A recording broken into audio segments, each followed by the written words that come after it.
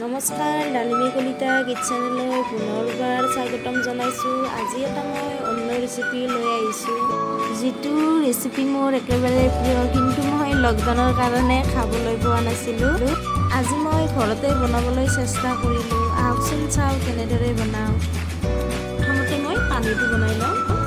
প্ৰথমতে মই পদিনা লৈছোঁ। পদিনাখিনি মই ধুনীয়াকৈ মিক্সিত মাৰি লওঁ। ইয়াতে মই এতিয়া পদিনাখিনি দি দিলোঁ।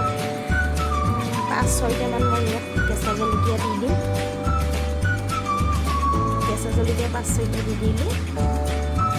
এতিয়া ইয়াত আদা দিম অকণমান, ধনিয়া দিম, ধনিয়াৰ পাত দি দিম। এইখিনি দি কিনে মই এতিয়া ইয়াত পানী দি দিম। এতিয়া এইখিনি মই ধুনীয়া কৰি মিক্সিত মাৰি দিম।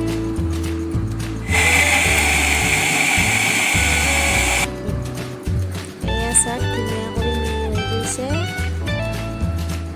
এইখিনি চেকিও ল'ব পাৰি, কিন্তু মই চেকি নলওঁ, মই এনেকৈ খাই ভাল পাওঁ। এতিয়া মই এটা পাত্ৰত ঢালি লৈছোঁ। ইয়াত মই 1.5 গিলাচমান পানী দিছোঁ। পানী দি কিনে মই এতিয়া ভালদৰে লৰাই দিছোঁ। নিমখ দিছোঁ, মই ক'লা নিমখ দিছোঁ, জিৰাৰ গুড়ি অকণমান দি দিছোঁ। এতিয়া জলকীয়াৰ গুড়ি মই অকণমান দি দিছোঁ। জলকীয়াৰ গুড়ি দি কিনে মই এতিয়া ইয়াত টেঙাৰ কাৰণে মই নেমু ব্যৱহাৰ কৰিছোঁ। তেঁতেলীও ব্যৱহাৰ কৰিব পাৰি, কিন্তু মই তেঁতেলী টেঙাটো দিয়া নাই, নেমু দি দিছোঁ। এতিয়া এইখিনি মই ভালদৰে লৰাই দিছোঁ। এতিয়া মই এইখিনি হৈ গ'ল।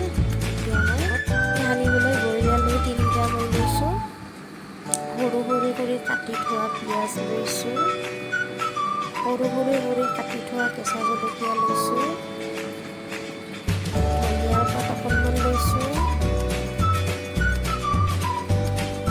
নিমখ লৈছোঁ। জিৰাৰ গুড়ি অকণমান লৈছোঁ। শুকান জলকীয়াৰ গুড়ি অকণমান লৈছোঁ। এতিয়া মই এইখিনি ভালদৰে মিলাই পিটিকা বনাই ল'ম। মই পিটিকা বনাইছোঁ। এতিয়া পিটিকা বনা হৈ গ'ল। পিটিকা ৰেডি। আহক এতিয়া পানীপুৰি বনাওঁ। পানীপুৰি বনাবলৈ মই ৰেডিমেড পাপৰ লৈছোঁ। ইয়াত কেৰাহীত তেল গৰম হ'বলৈ দিছোঁ। এতিয়া মই পাপৰকেইখন এখন এখন কৰি দি দিছোঁ। এয়া ভালদৰে মই লৰাই দিছোঁ। পানীপুৰি পাপৰ ভাজিবলৈ ৰিফাইন তেলো ব্যৱহাৰ কৰিব পাৰি, মিঠাতেলো ব্যৱহাৰ কৰিব পাৰি, কিন্তু মই মিঠাতেলে ব্যৱহাৰ কৰিছোঁ। এয়া পানীপুৰি পাপৰ হৈ গ'ল। এতিয়া মই পাত্ৰ এটাত ভালদৰে উঠাই থৈ দিছোঁ।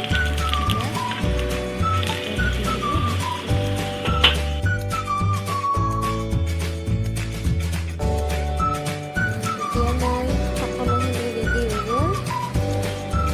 এতিয়া মই খাওঁ। যদি ভিডিঅ'টো চাই ভাল লাগিলে লাইক, কমেণ্ট, শ্বেয়াৰ লগতে চেনেলটো ছাবস্ক্ৰাইব কৰিবলৈ নাপাহৰিব।